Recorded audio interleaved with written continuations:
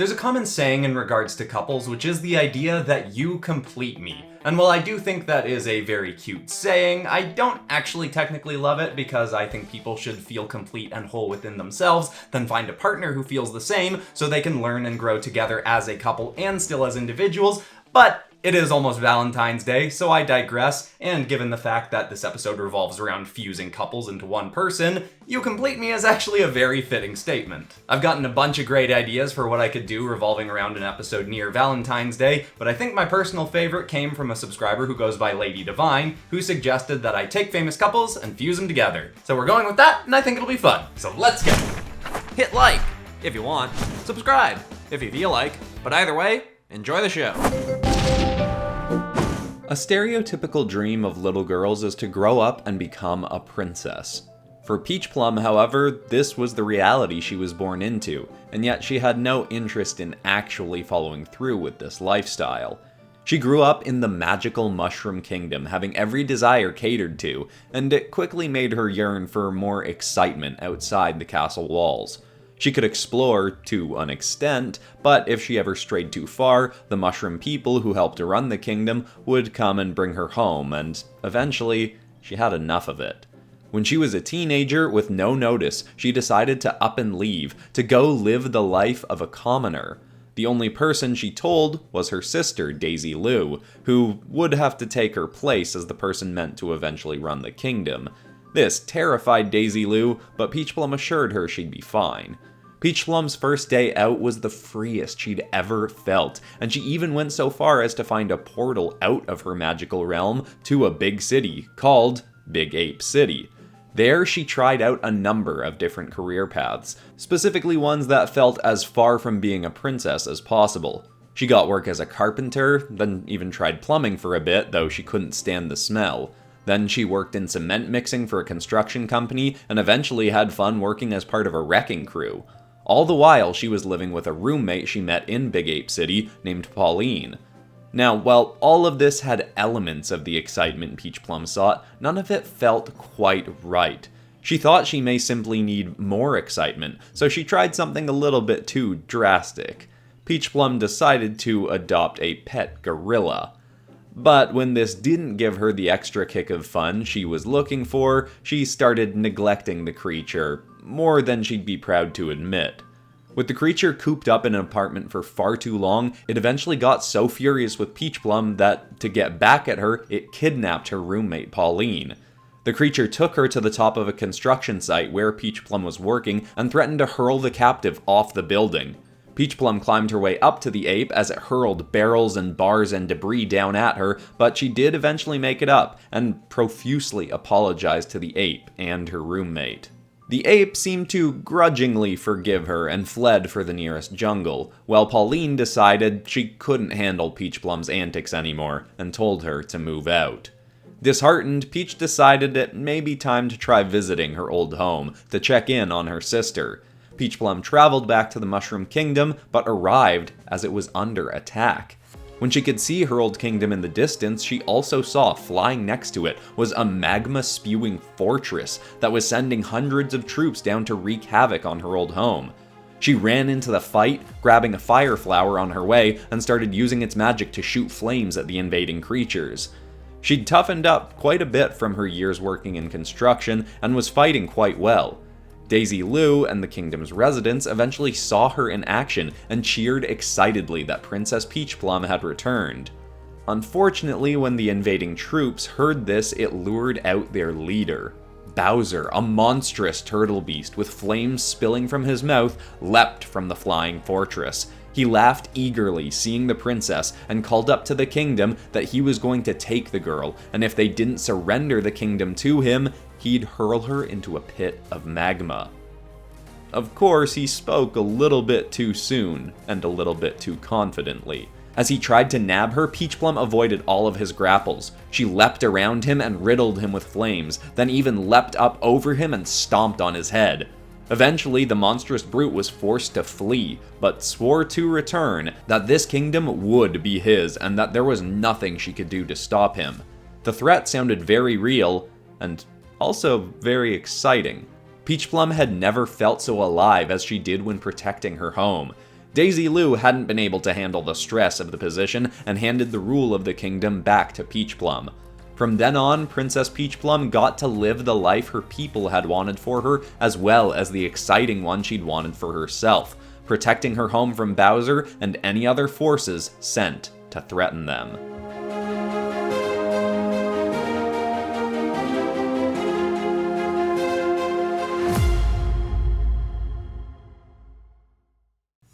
Water, earth, fire, air.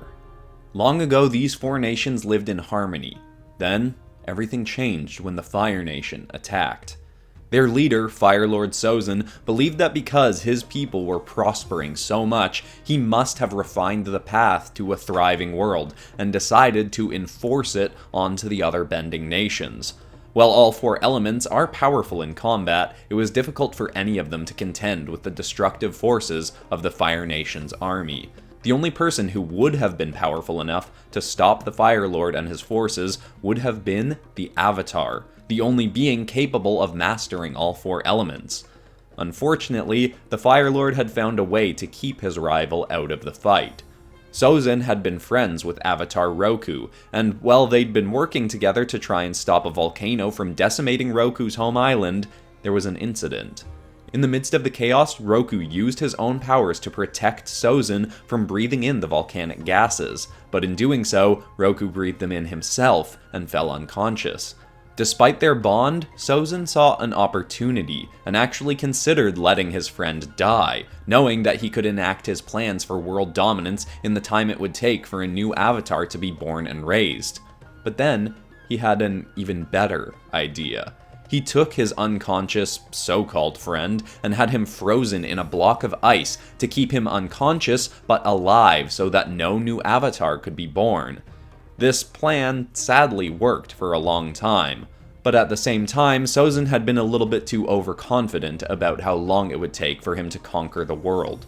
Sozin's war raged for 88 years before, unknown even to himself, Avatar Roku's life slipped away, while he still remained frozen, meaning a new avatar could be born.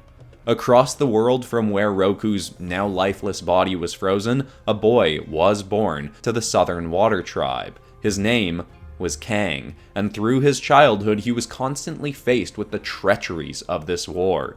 His people were always on the run from the Fire Nation, who'd become more and more ruthless over the years, now trying to eradicate every bender from this tribe. And they nearly succeeded.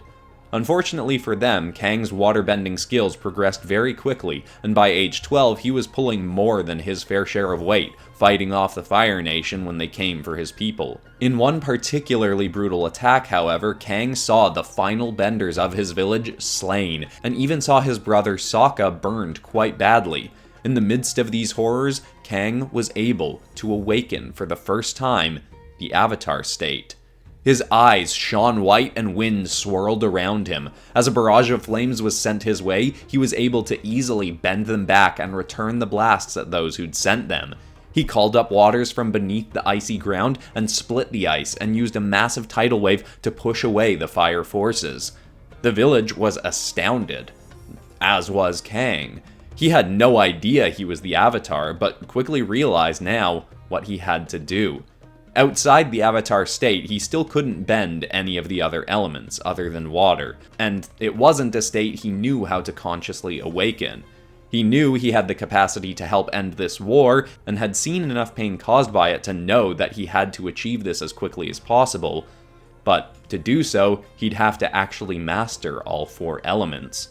Unfortunately, that battle with the Fire Nation also alerted the Fire Nation to the fact that there was a new avatar, so Sozin would be after Kang very quickly. This meant there was truly no time to waste. Along with his brother, Aang set off across the world to find people in the other nations who could train him so he could master all the elements and eventually challenge Fire Lord Sozin, and hopefully bring about the end of the 100-Year War.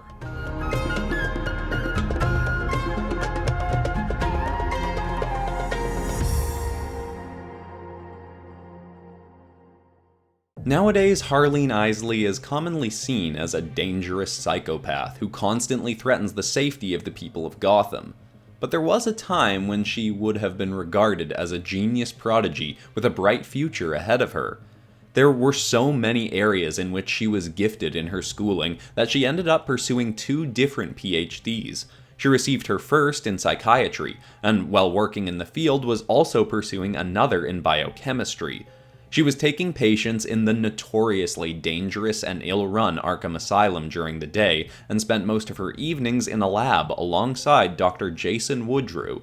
This doctor was a genius botanist and biochemist himself, and Harleen learned much from him, but he also had a fragile mental state, and could himself have been considered a contender for a run in Arkham.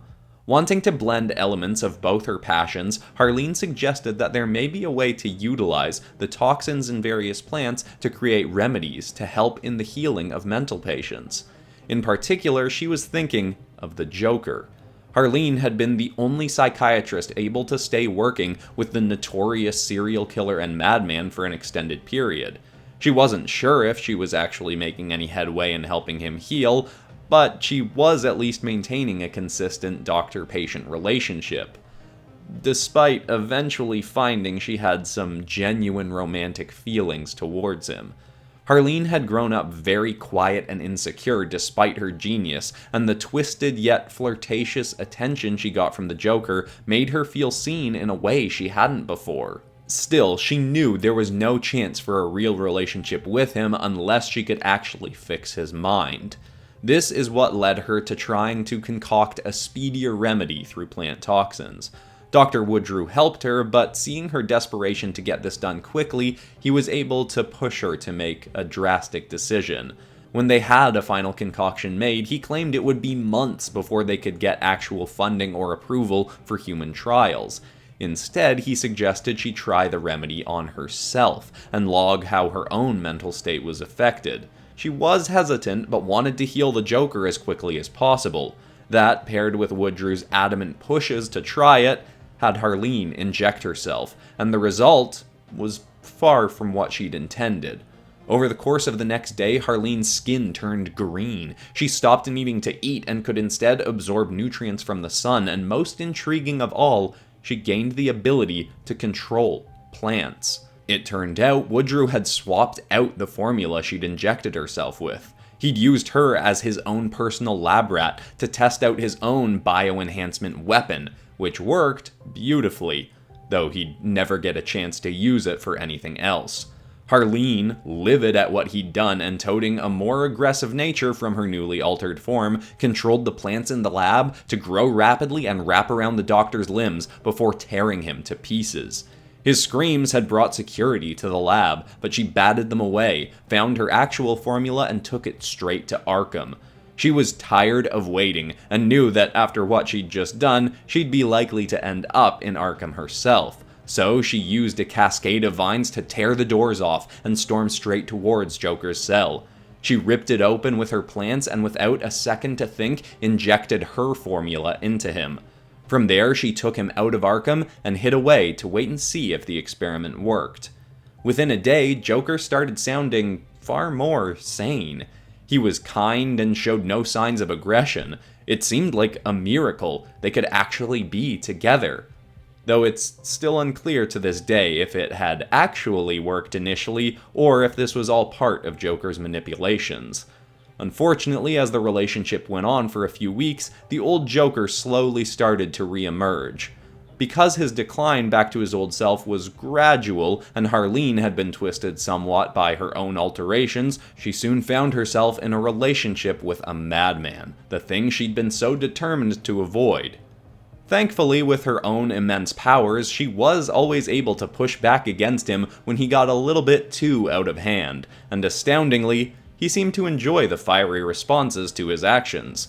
While these two killers could certainly be called a toxic addition to Gotham, as a couple they were surprisingly compatible, and through all their heinous acts to come of tormenting the city's residents, they'd gradually become an incredible power couple.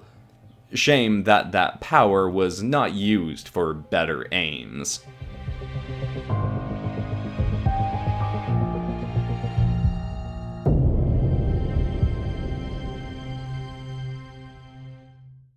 In the golden age of supers, there were many heroic beings who saved countless lives from the forces of evil.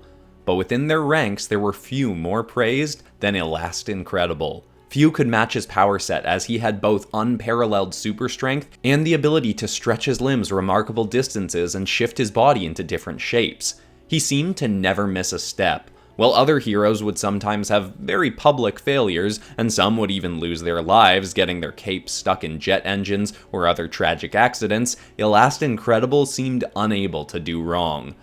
Obviously, because of his good work, he had a fair share of admirers and fans. Some more determined than others. One particularly enthusiastic fan was a boy named Buddy. He'd even made himself a super suit and would track down Incredible whenever he could to try and convince him that he could be a perfect sidekick. There was one big problem though. Buddy wasn't a super. Incredible did find the boy somewhat irritating at times, but more so than that, he didn't want to see the boy hurt or killed. He did have compassion for the boy, though. Incredible had always wanted children, but had never found someone with whom he'd want to have them. So eventually, he started seeing Buddy as almost like a son he could encourage to pursue other ways to be super. This eventually led Buddy to looking into engineering, to try and become an inventor who could create devices that could essentially make anyone a super. Unfortunately, he wouldn't make enough progress before the age of supers came to an end. People started seeing supers as reckless and dangerous. Lawsuits were hurled against them for the property damage they caused, and eventually the government had to put strict rules in place forbidding any super activity. This was frustrating for Incredible, as his whole life's purpose seemed to be doing super work. But he found ways to have meaning even as his civilian self, Hobie Parr. When his supersuit was hung up, he even willingly revealed his identity to Buddy and continued to visit the boy regularly and kept encouraging him to create super devices. With ample encouragement, the boy grew up to be a brilliant inventor, praised widely for his work, and when he built up enough notoriety, he convinced Hobie to help him reinvigorate the public's love for supers.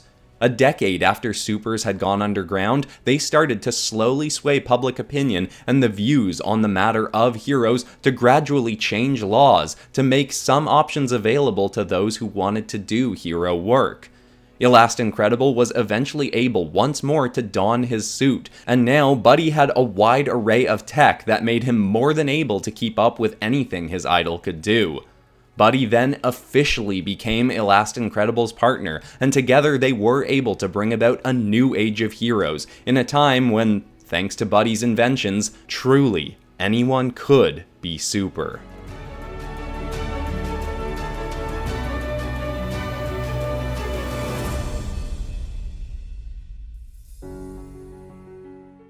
I really think this was a super cool episode, and I actually have a lot of design notes revolving around it, so I am going to be doing a bonus design notes podcast episode on the PopCross Studios Patreon. I have a Patreon exclusive podcast series up there where I talk about design notes and story notes for episodes that didn't get design notes on here, and I think this is going to be an interesting one. Talking about the challenges of fusing characters from within the same universe instead of fusing characters from different universes, which is what I usually do. And if you're new to the channel and you want to see more stuff like this, you might want to check out one of my Marvel DC Fusion episodes, which I've got a huge series of on this channel. I'll link one of my favorites in the cards. But besides that, that's all for today, except of course for ending this video on some kind of positive or inspiring note, and the thought I want to leave people with today is kinda the thing I said in the intro actually. If you are seeking a romantic relationship, don't look for someone to complete you. That puts so much pressure onto the other person and the relationship in general. Know that while it is great to be seeking a romantic partner, you don't need someone else to be complete. I hope that's inspiring to someone out there. Thank you so much for watching, everybody. Happy almost Valentine's Day. I love you all, and I'll see you all in the next episode on Friday. Goodbye.